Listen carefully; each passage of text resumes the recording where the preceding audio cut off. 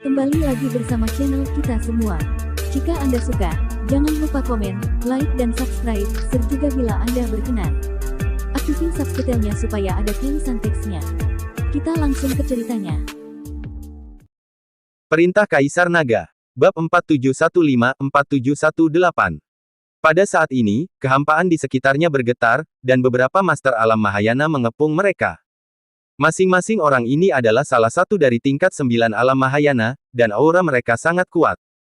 Melihat pemandangan ini, Kaisar Xiao mengerutkan kening, dan segera memimpin seseorang untuk menghentikan Dev di depannya. Baelish dan Bretlin juga menunjukkan senjata mereka satu demi satu. Meskipun mereka berdua jelas bukan penentang beberapa biksu tingkat 9 alam Mahayana di sisi yang berlawanan, mereka baru saja mengikuti Dev dan selalu harus melakukan sesuatu untuk Dev. Jangan katakan bisa melawan atau tidak, kamu harus menunjukkan sikapmu terlebih dahulu. Saya Baelish Suan dari Nanhua Feng, dan saya sudah mengikuti Tuan Chen.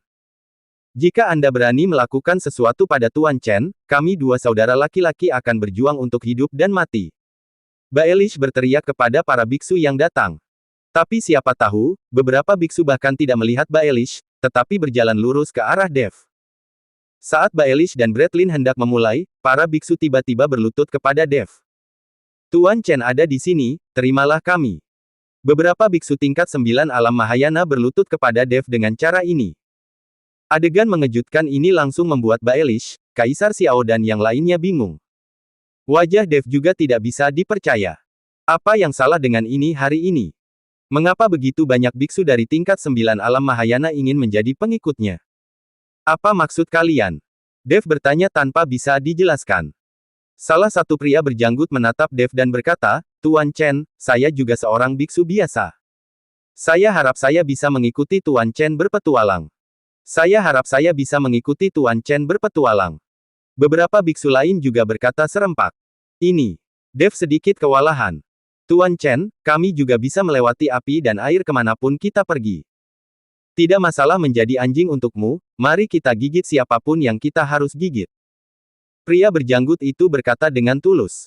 Bretlin terkejut, bukankah ini kata-katanya sendiri? Mengapa orang ini belajar begitu cepat? Tuan Chen, sangat menyenangkan bahwa begitu banyak biksu tingkat 9 alam Mahayana ingin menjadi pengikut Anda. Jika Anda menerima orang-orang ini, Anda bisa berjalan menyamping di dunia surga dan manusia. Bahkan jika Anda bertemu orang-orang dari Istana ke-10, Anda dapat mengucapkan selamat tinggal kepada mereka. Kaisar Xiao berbisik pada Dev. Maknanya jelas, yaitu, membiarkan Dev menerima orang-orang ini.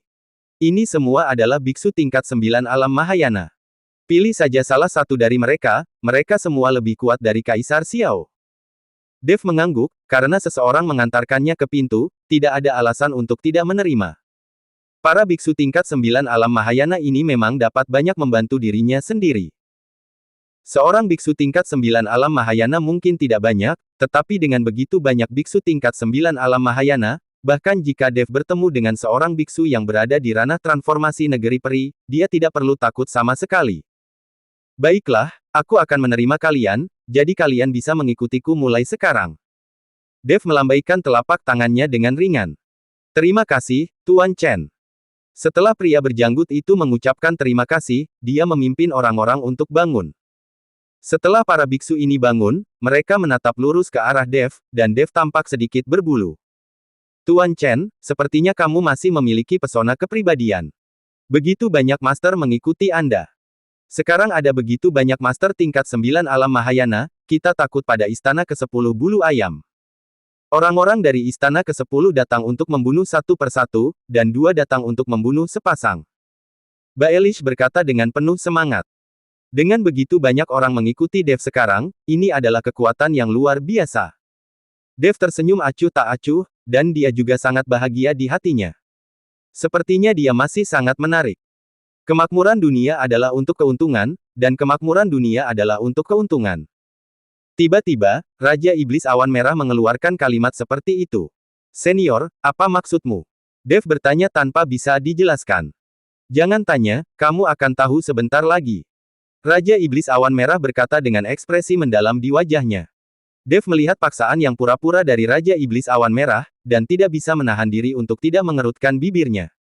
Tuan Chen, saya menunggu Anda, Tuan Chen, apakah Anda tidak tahu apakah ada upacara pertemuan? Melihat Dev lambat berbicara, pria berjanggut itu bertanya. Oh, ya, ya. Seperti yang dikatakan Dev, dia mengobrak-abrik cincin penyimpanannya, lalu mengeluarkan beberapa rumput peri dan pil roh, dan membagikannya kepada para biksu tingkat 9 alam Mahayana. Itu saja. Pria berjanggut itu jelas memiliki sedikit rasa jijik di wajahnya. Semua orang juga tampak tidak bahagia. Ya, pil roh rumput peri ini juga tak ternilai harganya. Dev mengangguk.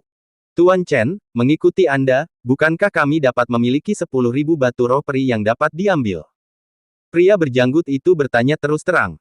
Dev terkejut, lalu berkata, di mana saya memiliki begitu banyak batu roh peri untuk Anda? Sial, aku tidak mengatakannya tanpa batu roh peri. Aku menunda pekerjaanku secara membabi buta, dan membiarkan saudara-saudara kami bersujud kepadamu dengan sia-sia. Pria berjanggut itu mengutuk tidak puas, dan kehilangan semua pil roh rumput peri di tangannya. Beberapa biksu lain juga mengutuk dan mengumpat, lalu berbalik dan pergi, dan segera tidak ada sosok. Baelish dan Kaisar Xiao semuanya tercengang. Dev sendiri tampak tercengang. Ketika dia bereaksi, dia tiba-tiba berteriak, persetan denganmu. Sebelum Dev selesai berbicara, pihak lain tidak memiliki jejak untuk waktu yang lama. Hahaha. Pada saat ini, Raja Iblis Awan Merah tertawa. Baru saat itulah Dev mengerti apa yang dimaksud Raja Iblis Awan Merah dengan apa yang dia katakan. Tuan Chen, jangan terlalu marah. Orang-orang ini berlari mencari batu roh peri, dan mereka jelas tidak benar-benar berlindung padamu. Kami dua bersaudara juga mengenal banyak orang, semuanya adalah tingkat 9 alam Mahayana, dan mereka dapat direkrut untuk Tuan Chen. Aku hanya tidak tahu berapa banyak batu peri yang masih dimiliki Tuan Chen di tangan. Baelish bertanya pada Dev. Apa? Apakah Anda tidak suka bahwa itu kurang dari 10.000 batu roh peri? Dev bertanya dengan sedikit tidak senang. Tidak, Tuan Chen salah paham. 10.000 batu roh peri sangat banyak bagi kami. Saya hanya ingin merekrut beberapa pengikut untuk Tuan Chen. Tuan Chen juga tahu bahwa bagi para biksu dari tingkat 9 alam Mahayana, batu roh peri adalah sumber kultivasi terbaik. Biksu tingkat 9 alam Mahayana memiliki keinginan yang lebih kuat untuk batu roh peri daripada batu roh biasa. Lagi pula, tanpa batu roh peri, akan jauh lebih sulit untuk naik ke transformasi negeri peri. Jika Tuan Chen masih memiliki batu roh peri di tangan Anda dan bersedia untuk memberikan sebagian darinya, saya pasti akan dapat merekrut beberapa orang untuk Tuan Chen. Baelish buru-buru menjelaskan. Sejujurnya, saya sendiri memiliki tambang batu roh peri, dan saya dapat memiliki batu roh peri sebanyak yang saya inginkan.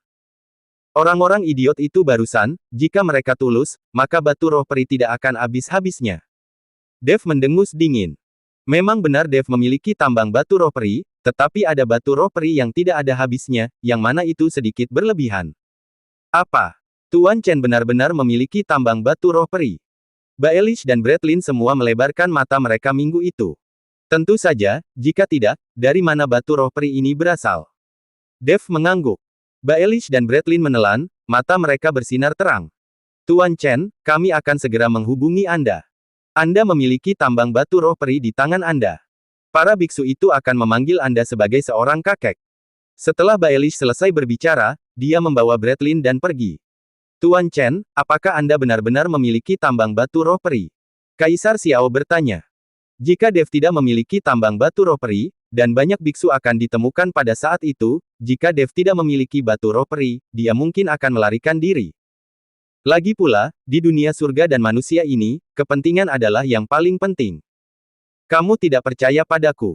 Dev tersenyum sedikit. Melihat ekspresi Dev, Kaisar Xiao mengangguk buru-buru dan berkata, saya percaya. Tapi kedua orang itu pergi dengan batu roh peri, akankah mereka melarikan diri dan tidak kembali? Tidak, mereka pasti akan kembali. Wajah Dev penuh percaya diri. Apa yang dia yakini bukanlah sifat manusia Baelish dan Bretlin, tapi batu roh peri di tangannya sendiri. Dev mengikuti Kaisar Xiao kembali ke kota kekaisaran. Tapi Baelish dan Bretlin itu berhenti ribuan mil jauhnya dari dinasti Xiao. Kakak, apakah yang dikatakan bahwa tambang batu roh peri itu benar? Bretlin bertanya pada Baelish. Saya tidak tahu. Baelish menggelengkan kepalanya. Bretlin sedikit mengerutkan kening, jika itu tidak benar, bahkan jika kita menemukan orang untuk datang, saya khawatir kita tidak akan bisa tinggal sama sekali. Apakah kita bisa tinggal atau tidak, itu tidak masalah bagi kita. Tugas kita adalah menemukan orang. Setelah berbicara, Baelish bergerak dan menuju kehampaan. Bretlin mengikuti dengan cermat, dan berkata dengan sedikit kesungguhan, "Kakak, apakah layak mengikuti Istana ke-10 dan Kota Matahari dan Bulan sebagai musuh demi Dev?" Dia baru saja berlutut di depan Dev, bahkan bersedia menggigit anjing, tetapi pada saat ini, dia tidak mau mundur. Bagaimanapun, 10.000 batu roh peri ada di tangan, cukup bagi mereka untuk berlatih sebentar. Mungkin 10.000 batu roh peri ini dapat mengirim mereka ke transformasi negeri peri. Jangan khawatir. Saya pikir Kota Matahari dan Bulan tidak akan pernah menjadi musuh Dev. Saya menemukan bahwa Kaisen itu pergi keluar kota tanpa izin untuk berurusan dengan Dev. Pangeran keempat yang datang kemudian adalah orang yang menariknya kembali. Jelas Kota Matahari dan Bulan tidak ingin terlibat dalam perintah pembunuhan. Adapun cedera Kaisen, lupakan saja, lagi pula dia tidak kehilangan nyawanya. Baelish menganalisis saat dia berjalan. Bretlin mendengarkan dari samping, semakin mengagumi kakak laki-laki ini. Kota Matahari dan Bulan. Kaisen dibantu kembali oleh Kaizen. Caesar Lin duduk di atas tahta dengan wajah marah, seolah-olah dia akan memakan orang. Kamu sangat lancang. Tanpa perintahku, kamu berani keluar kota tanpa izin. Apakah kamu pikir kamu adalah Pangeran Agung, jadi saya tidak akan menghukum kamu? Caesar Lin meraung pada Kaisen. Kaisen berlutut di lantai dengan embusan, dan berkata dengan ekspresi sedih, "Ayah, sumber daya yang Anda berikan kepada saya terlalu sedikit, dan saya tidak punya cukup sumber daya untuk berlatih. Jika situasinya seperti ini, kapan saya bisa menembus alam Mahayana dan mencapai transformasi negeri peri? Meskipun Istana ke-10 tidak memiliki kredibilitas, mereka memberi saya 20.000 batu roh peri sebagai uang muka. 20.000 batu roh peri ini tidak mungkin palsu." Kaisen benar-benar mengeluarkan 20.000 batu roh peri di depan Caesar Lin. Ketika Caesar Lin mendengar ini, dia menjadi semakin marah, terengah-engah, "Dasar idiot, mengapa Istana ke-10 hanya memberi uang muka kepada kamu, bukan kepada orang lain? Mereka memanfaatkan kamu. Apakah kepalamu hanya dipenuhi dengan kotoran?" Caesar Lin selesai berteriak, lalu menatap Rosita, "Rosita, mengapa aku membiarkanmu tinggal bersama pangeran? Yang mulia, saya sudah membujuk sang pangeran, tetapi saya tidak bisa membujuknya." Rosita buru-buru berlutut di lantai. "Ayah, kakak laki-laki tertua terluka, biarkan dia sembuh dulu, lalu kita akan bicarakan setelah cederanya sembuh." Kaizen membujuk Caesar Lin. "Kai, apakah menurutmu Dev hanyalah tingkat kedua alam Mahayana?" Caesar Lin bertanya. "Ya, tingkat kedua alam Mahayana." Kaizen mengangguk. "Tingkat kedua alam Mahayana, dia benar-benar mengalahkan kakakmu, puncak 9 alam Mahayana, seperti ini. Sepertinya anak ini memiliki beberapa kemampuan. Kai, jika kamu bertarung dengannya, apakah ada kesempatanmu untuk bisa menang?" Caesar Lin bertanya. Kaizen merenung sejenak, lalu mengulurkan satu jari. "Apa? Apakah hanya 10%? Caesar Lin terkejut. "Ayah, ini bukan 10%. Kaizen berkata dengan sangat serius. "Menarik, Dev ini sangat menarik. Sepertinya aku sangat ingin bertemu dengannya." Caesar Lin berkata dengan ekspresi penghargaan. Kaisen sangat marah ketika melihat pemandangan ini. Dia dipukuli sampai mati oleh Dev, tapi ayahnya tidak mengatakan bahwa dia akan membalaskan dendamnya, justru dia masih tega memuji Dev. "Ayah, aku dipukuli seperti ini oleh Dev, kamu harus membalaskan dendamku." Kaisen berkata. "Balas dendam." Caesar Lin menatap, "Apakah kamu masih menginginkan wajah? Kamu adalah puncak 9 alam Mahayana, dan kamu dikalahkan oleh tingkat kedua alam Mahayana dan memuntahkan darah. Apakah Anda bermaksud membalas dendam? Kamu pergi dan memikirkannya untukku, pikirkan masa lalu, kecuali obat penyembuhan yang diperlukan, tidak ada yang diperbolehkan mengirimi sumber daya." Ketika Kaisen mendengar ini, dia tercengang, dan buru-buru berteriak, "Ayah, ini tidak adil, adik perempuan. Pergi, pergi." Caesar Lin melambaikan tangannya dengan tidak sabar. Kaizen hendak menjatuhkan Kaisen, tetapi Kaisen tiba-tiba bangkit dan berteriak, "Ayah, bahkan jika Dev memukulku, kamu melupakan begitulah saja dan kamu tidak membalas dendam, tapi dia berbicara tentang ibuku, kamu harus mengurusnya, kan? Dia berbicara tentang ibumu. Apa yang dia bicarakan?" Caesar Lin mengerutkan kening. "Dev itu sangat merajalela. Dia memukulku." Kamu tidak bisa membalaskan dendamku, tapi dia tetap bilang dia ingin bermain dengan ibuku. Bisakah kamu membiarkannya begitu saja? Kaisen berkata. Boom. Caesar Lin hanya merasakan aura di tubuhnya meledak dalam sekejap, dan kemudian dia menamparkan meja batu di depannya dengan keras dengan telapak tangan. Meja batu berubah langsung menjadi bubuk dan menghilang tanpa bekas. Sangat lancang, berani sekali mengatakan hal semacam itu, dia bahkan punya suami. Caesar Lin hanya merasa bahwa dia sangat marah sehingga dia tidak dapat berbicara, dia terengah-engah, dan kemudian berkata kepada Kaizen, Kai, kamu bawa orang-orang untuk segera membawa Dev ke saya. Ayah, lalu Dev itu. Dia. Diam, aku akan membiarkanmu membawa beberapa orang, segera, mata Caesar Lin terbuka lebar, dan dia hendak memuntahkan api. Setelah melihat ini, Kaizen tidak berani mengatakan apa-apa, jadi dia buru-buru berbalik dan pergi. Ketika Kaizen melihat ini, dia tertawa. Dia tahu bahwa Dev pasti akan sial. Karena Caesar Lin adalah suami yang terkenal menyayangi istrinya, sekarang Dev telah mengatakan penistaan seperti itu terhadap istrinya, Caesar Lin tidak akan pernah bisa memaafkannya. Keluar. Melihat Kaizen dengan ekspresi bangga di wajahnya, Caesar Lin berteriak. Tubuh Kaizen bergetar, dan kemudian, dengan bantuan Rosita, dia meninggalkan aula utama. Kaisar Lin, tenang, tenang, mungkin ada kesalahpahaman dalam hal ini. Pada saat ini, Taois Wallace keluar dari balik aula utama. Guru Wallace, pria seperti apa yang kamu temukan untuk Kelly? Tidak ada kualitas sama sekali. Jalang, bahkan dengan ibu mertua pun dia ingin bermain, laki-laki seperti apa dia? Caesar Lin sangat marah sehingga dia malu untuk mengatakannya. Kaisar Lin, saya pikir meskipun Dev mengatakan ini, dia seharusnya mengatakannya tanpa sepengetahuannya. Saya harap Kaisar Lin berpikir dua kali. Sekarang Kelly memikirkan Dev siang dan malam. Jangan sampai tindakan Anda menghancurkan hatinya. Taois Wallace membujuk Caesar Lin, jangan impulsif dan membunuh Dev.